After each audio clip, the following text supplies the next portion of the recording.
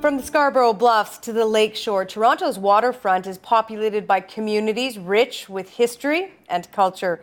Jane Fairburn looks at this heritage in her book. It is called Along the Shore, Rediscovering Toronto's Waterfront Heritage. And Jane Fairburn joins us now for more. Hello, welcome to the program. Thank you so much, Pia. Nice to have you here. Okay, we're going to talk about the history of Toronto's waterfront, the communities, four communities that make it up, sort of east to west. But I want to begin by asking about your personal connection to the waterfront. What is it? Well, it's a long time connection for sure. I mean, some of my earliest memories are of the waterfront, the Toronto waterfront. And as I got older, I realized that those memories are not necessarily collectively shared through the Torontonians in general and just our general city culture here. And aside from that, I had quite I think almost a life-changing experience some 15 years ago on the edge of the Scarborough Bluffs when I was running. I was at home at that point. I'm a lawyer by trade with two really young kids and went jogging along the edge of the bluffs. That's your first mistake. Yes. And slipped on the first step down, geologically speaking, of the Scarborough Bluffs, known locally as Killer Hill. Ooh. On black ice. And I was immobilized essentially there. I'd broken just above my ankle, my leg in 3 places, staring out at this great inland sea. And I think during those hours and moments, asked myself that quintessential Canadian question. Where the heck am I? And that spurred this thoughtful process of where is this and what does it mean to our city? I think the seeds of it really did germinate there. And of course, in many other ways as well. My mother grew up at the mouth of the Rouge River and was actually swept out into Lake Ontario during Hurricane Hazel herself and almost lost her life. So there were lots of stories there for me to draw on, for sure. Okay, and you grew up along the waterfront? No, not in southwest Scarborough, Okay. along the Highland Creek River Valley. Okay. Not in my teens, though. We left the city for my teens, but up to my teen years, yeah. Okay, so we're going to talk about 4 communities, the Scarborough Shore, the beaches, the island, and the Lakeshore, which is more than a highway, because most people, when you say Lakeshore, think of the highway that runs along Lake Ontario. Is there something, aside from the fact that these 4 are on the lake, that connects these 4 communities? Absolutely. What I learned through writing the book is that the Lakeshore, the Toronto lakefront, is in fact one ecology. It's a connected series of landscapes, geography, geology, and people. Each one different, but together distinctly unique. And I chose, I think, somehow related to that experience I had in nature and this phenomena for me to be out in an area just on the edge of Canada's largest urban centre and yet alone in what effectively became for me a wilderness. I chose to look at the waterfront through the lens of areas of the city that were at that point, 15 years back, still connected to the lake and the natural world. And I think we're beginning that process well into the process of reconnection downtown and the harbour area as well. But it looked a little different 15 years ago. Well, we'll talk about the changes that we're seeing now. You talk about 15 years ago. I want to go way back, prior to 15 years, and talk historically. How did the Aboriginal people use the waterfront prior to contact with Europeans? Well, the first thing that I found very interesting, and I think I used history as my lens again in this book, so I didn't set out to quite write a history book. So I discovered, and I hope I'm discovering along with the reader, many interesting facts. One of them is that the Aboriginal people themselves were into this area shortly after the retreat of the last ice sheet that left the lake. So shortly after 12,500 years ago, you actually had humans into this area. And at that point, they hunted in a vast area. Lake Ontario was smaller than it actually is in its current configuration. So they'd be hunting along a great ridge and looking out at the lake. And then they began to use the river mouths and the river valleys that were carved out during the retreat of the last ice age. And the river mouths became very significant, both for hunting, resource gathering, and then later in time, much later in time, then farming methods that were developed by First Peoples. Okay, I want to fast forward. We're going to fast forward through parts of history because I want to go to 1793 when Elizabeth Simcoe, the wife, John Simcoe, the first lieutenant governor of our province, arrives on the waterfront. She has impressions of the Scarborough shore, and I want you to share her impressions. Well, she does, and what she did was she was a very effective diarist, and she was also an artist. So she left us a visual record as well as a written record, and it's a very precious document that I'd invite every Torontonian, and in fact, Ontarians in general. They weren't just at York, you know, they were all over the north shore of the lake. So it's an interesting thing to read. But her impressions of the lakefront were quite useful to me because she focused on many of the areas in her diary that at York and that's formerly known as York, Toronto, that I did along the shore. So within days of her coming into the bay with Governor Simcoe, Lieutenant Governor Simcoe, she rode her on horseback across the island and then along a very long sandy strand that no longer exists because of landfill, right over effectively to what today is the Toronto beach. And then from there had herself rode farther still and then saw the Scarborough Bluffs for the first time. The name actually derives from that visit that Mrs. Simcoe took east. Really? That's right. That's where the name comes from? Yes. Scarborough Bluffs? Well, Scarborough in general. And then they Okay. became known as the Scarborough Highlands, and then in later dates, the Scarborough Bluffs. Okay. In those early days of European settlement, you talked about what Aboriginal peoples were using the waterfront for and the lifestyle that they used it for. What was the waterfront being used for in 1793? Well, then we have what was interesting to me, and it's a well-known fact. I didn't come up with this personally, but the point is that the Aboriginal people used those river mouths very effectively, and at one point actually created small waterfront communities there. Again, it's at Weagon in the east and Tiegon in the west, along the passages of a huge interior inland trail to the hinterlands of North America. However, I digress. When the Europeans got there, they used those same areas and they added another component that changed the game entirely, and that, of course, was industry. So at the mouth of the Humber River, you had the King's Mill going up right after Governor Simcoe comes in. That would have been in 1793. That was actually on the west bank of the Humber in what we now know as Etobicoke. And then the government buildings and such were often, the lumber for those was accessed through that structure. Okay, so we have the mills along there. Were there other industries that were working along the waterfront? Oh, sure. I mean, first of all, there were many lumber mills along many of the rivers. And remember, it's not just the Humber. We have in the west, we have the Etobicoke, we have Mimico. In the central area, I hope I don't forget something here, we have the Don. And then in the east, we have the Highland Creek area, and then farther still, the Rouge River. So we had grist mills as well, woolen mills later in time. And then we had shipbuilding. That was a very significant industry. And then a substantial fishery presence, both in the east and in the west and on the south shore of the island. So there were many different endeavors that took place along the shore by the pioneer families who lived there. Okay, I want to try and weave our way through these communities, these waterfront communities. But I want to ask you, Jane, about attitude. I don't want to divide us. We divide ourselves, into suburban and all these things, in urban all the time. But just for a second, humor me. To what extent do people who live along the waterfront differentiate themselves or hold different values than the rest of us who in the city?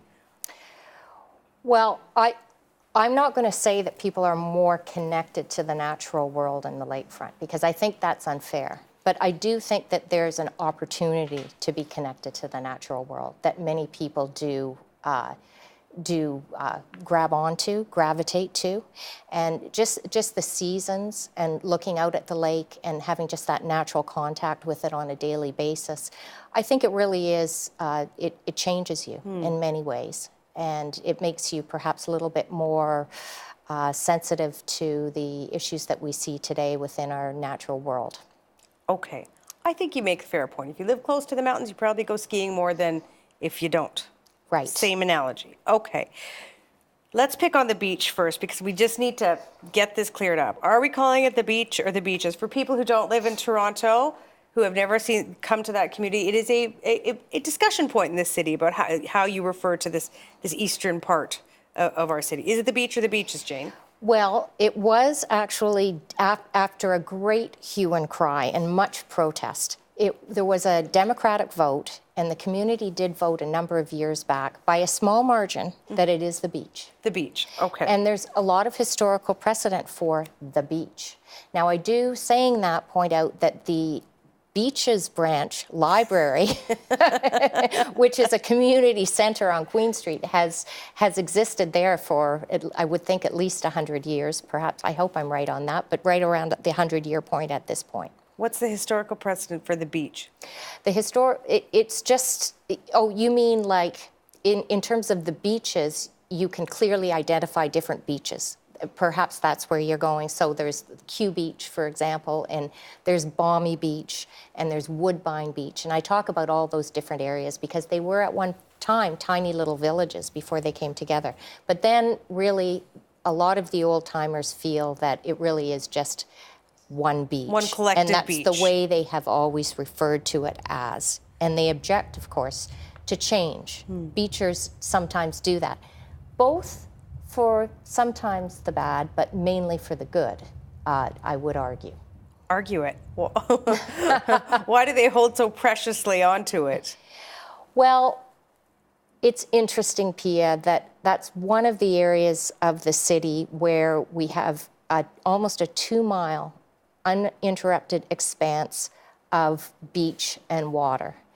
And that has been largely, through my research and many other people who have looked into it prior to me, because the community decided that that's what they wanted. So they took matters into their own hands and they objected where they need to object, including delegations to Ottawa that were personally paid by folks who really objected to the railway running through there. And they managed to stave that ultimate industrialization off that did mar a lot of the other areas of our waterfront. Not that industrialization is a bad thing. It's what moved us forward, but it also changed the waterfront in many areas of the city. So they're proud. They put up a fight and they won. They absolutely did. Okay. We talked about Elizabeth Simcoe a couple minutes ago. I want to talk about someone who grew up in the beach. I say beach. I'm a beach. I say beaches, but I will say beach. Like film director Norman Jewison. You spoke to him. What did he tell you about his experience about growing up in the beach? Well, I think he affirmed in some senses what was my intuitive sense of the beach community and a few others like the island, definitely certain pockets of the Bluffs and the Lakeshore. He affirmed that he grew up in a village. I mean, he said that very clearly. I have that actually, an excerpt of that wonderful interview. He gave me an hour of his time one sunny afternoon a number of years back. And we talked about that. And he feels that it was a village and that village nurtured him, and the influences that he took from that allowed him to be the creative artist that he has developed into today. For example, there were a number of nabes. Do you know the term nabe? I don't. It's like a small movie house. Okay. Along the Kingston Road and Queen Street. And he was in those and frequented them for years and years and was able to act out the parts in the Depression to the kids who couldn't afford to go inside, including the spiraling death scenes and whatever else. And there was a certain amount of, unfortunately, in many areas of the waterfront, I saw anti-Semitism that did occur. There were incidents that were not horrible, ongoing. I don't mean to leave it like that, decades-long disputes. But from time to time, the name Jewison meant difference in the beach. And I think he attributed, although an Anglo-Saxon himself. He wasn't Jewish, right. So people misinterpreted his last name. That stuck with him, and he went on to really pick up on that theme of social justice. That is interesting. So he found, inspiration and guidance from where he grew up, as many people do. So another famous person who grew up in the beach, Glenn Gould, famous pianist. How did he find inspiration amongst what arguably could kind of be described as within this Protestant work ethic in the area, sort of stodgy? Where did he find his inspiration? Cold Presbyterian city kind of thing. valuing hard work and industry over for the artsy values and whatever else. I think Kevin Bazana, who is his biographer, and I mean, it's a wonderful book that I would commend to anybody on Gould, talks about the fact that the beach was a nurturing community for Gould. And my theory is, of course, I've extended that it was for many artists, including Jewison. And then, of course, many artists are drawn to water. We all know that. And so there was this great expanse of water and the natural world in the ravines that led down to the shore and the lake itself. For Gould, the lake was his favorite place in the city. And that's well documented in a beautiful series of photographs by a fellow by the name of Jock Carroll. And I was very privileged in along the shore that the family allowed me to put two of which were unpublished images of Gould into Along the Shore. Okay, so well-known artists found their inspiration living and working and being down by the waterfront and in the beach. You also write about lesser-known people like Dr. William Young. Who was he? Dr. William Young, another beacher, but of course the book is from the Rouge. We're talking about the beaches here. We'll get to the other communities in a minute. I'm just sort of lingering. Dr. William Young was the hero who stayed home during World War I, the First World War, in the east end of the city, and primarily in the Beach District where he moved. He wasn't a native of Toronto. He was from Ottawa, but he served the poor and the well-to-do. There weren't too many of those in the beach back in the First World War, but a few, I suppose, and performed operations where they were necessary, pulled teeth for free, delivered babies, and if you could pay, he would prefer it, thank you very much, in victory bonds rather than in money to help the war effort. At his death, there were over 2,000 mourners that lined Queen Street, and a very beautiful monument to Dr. Young. You just showed that up on the screen there. Still exists. Oh, is that right? Okay, yeah. in Kew Park. To this day. I never knew that memorial was. It's worth seeing. It's an Italianate structure, and it's really lovely. Okay, let's move along the waterfront. I want to talk about another name, another one that we're not familiar with, J.P. Rattle Mueller. Mueller. Who was he? Oh, well, it's pronounced a number of different ways. Right, because it's spelled Rattle Mueller. Yes. Okay. So he came into to the Toronto area in the very early 19th century, and he was German, and eventually ended up as the first lighthouse keeper on the Toronto Island. And one night, the story goes that he was a bootlegger on the island, and one night a couple of British soldiers stole away across the bay and decided that they'd like to have a nip or two on the island with Mueller, but the problem was they didn't know when to say stop. So Mueller said stop. This is all legend at this point. To wit, he was whacked over the head numerous times, killed, and then in some stories, then dragged up to the top of the lighthouse, which to me didn't always make a lot of sense, and then turfed over the top of it. Wow. His body was never recovered. Now, the two British soldiers who were allegedly responsible were actually tried for the event, but it's my understanding they were never convicted. I went through a number of old newspaper accounts and never saw evidence of the conviction. In fact, they were acquitted. We've heard that lighthouse is haunted. Yes, so they say. And Glenn MacArthur, a well-known architect on Toronto Island who lives there full-time, did actually take some pictures at one point, I believe. I was speaking to him about that recently. I think that's in the book. At any rate, up on the 13th step, he developed his negatives, and on the 13th step of the steps up to the top, near the top of the structure, when the negatives came back and the pictures were developed, was blood red. Wow. So the story continues. Proof right there. Proof right there. Okay, let's talk about one more person, this time a woman, Marilyn Bell. Yes. What is she known for? Marilyn Bell was our, Toronto's speaking, 16-year-old teenager, otherwise normal 16-year-old teenager who took on Lake Ontario and won. She was the first person across Lake Ontario in the very early fall of 1954, and it's the stuff of legend. It really is. How do there's so many characters in your book, but the real character is the waterfront. And so I just want you to sort of pull it all together. How do they contribute to making our waterfront have sort of this unique identity? The stories I tell? Well, for me at least, and all I can speak is from obviously my perspective. I believe that in order to really love something and understand it, you need to connect to it. And the way for me to do that is through understanding stories about people and their relationships to the thing it is that at least I was really interested here, which is the water. So I think they help us, the history and the stories develop that sense of connection that many of us have lost. I wrote along the shore for the people who live in those communities, but I also wrote it for Torontonians in general. So I feel quite passionate about the waterfront. Well, and we do too in this city, and are having quite a vibrant discussion about the future of our waterfront and what might happen. And so I want to talk about that. This is an area, I mean, it's seen so much development over the last 15 years, 2 centuries, really. It's been changing. How protective, you wrote this for the people of the waterfront. They're the ones who are going to feel the largest impacts by the changes to the waterfront. How protective are they about their waterfront? You talked about the people in the beach, how they didn't want their community to change so many years ago. Nowadays, how protective are people who live in those communities about their areas? Well, you know, there's an argument that some of that, many communities are protective. And of course, there's this whole issue of gentrification that plays into the whole thing. And perhaps some of that protection is misapplied. However, if you take, for example, let's take the Lakeshore, because we've already talked about the beach.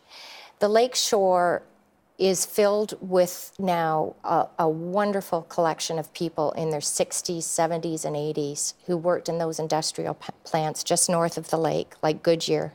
Goodyear drew their water from the lake for decades and decades. And now with gentrification, a certain strand of society that contributed so much and adds to the texture of the community now may perhaps at some point be a little bit more, it might be a little bit more less likely in years to come be able to afford some of the homes that are going up along the water's edge. There's also the concern about the very great height of some of the condominium towers. It's sprouting up everywhere. Yes, yes. So, but you know, my view is the condominium towers downtown, for example, really makes sense because that's a real mixed use community. It's something different again, right? So I don't think we need to have these communities as just this or that. They need to be a mixture. Is there a tension along the lakeshore between those, you know, people that have lived there for a long time and these new condo dwellers about how they see and value the waterfront? I didn't really get into that too much. I really can't comment directly on that because my focus was on the special places and villages and their connection to the natural world. I guess my question, let me put it this way, are the newcomers, the condo dwellers, the younger people, I mean, do they value the waterfront as much in terms of, do they respect it? In how you talk about in this book, this real respect for the community in which they live. Do they respect the waterfront? I can't see why they wouldn't, but again, I just didn't have the opportunity to talk to a lot of people in the towers that, first of all, were being developed and people weren't in, but I think it's kind of a moot point because I think there are lots of ways you can live on the waterfront. Now, all of them might not be appropriate in all the different areas all of the time. Who knows? That'll be up for the urban planners to decide. Okay, let me leave you with this question, and you probably want to dance around it because a lot of Torontonians do, but we all have our opinions on what we want to see on the waterfront. Sure. What do you see our waterfront becoming in the 21st century? Well, I see it as this, first of all, this great, silent, mystical expanse at our front door that is very central to our creation mythology as a city. It's our greatest public asset, and I see in the 21st century Torontonians from Steeles Avenue right down to the waterfront becoming aware, consciously aware of the great gift we have and developing that as a mixed-use waterfront and beyond, doing many, many other things along that water's edge. Some of them not even quite conceived of at this point, but that no one use would overwhelm the other uses. Do you know where I'm going with that, Pia? I do. I hear you. I So, hear you, Jane. I don't think, if I might just say, that it's helpful at this point to put an international waterfront to thread an elephant through the eye of a needle in a very small space of Toronto Harbour, when at the same point we're throwing millions and millions of taxpayers' dollars at revitalizing a mixed-use community downtown. I want to thank you for writing this book because, I think a lot of people in this city, myself included, we didn't rediscover the waterfront through your book. You're sort of discovering it for the first time. When I moved here from Saskatchewan in the 90s, I didn't even know Toronto really had waterfront communities. And Right. I think, it's something that we don't cherish and celebrate perhaps enough. So thank you, Jane. Thank you for having me. Support Ontario's public television. Donate at tvo.org.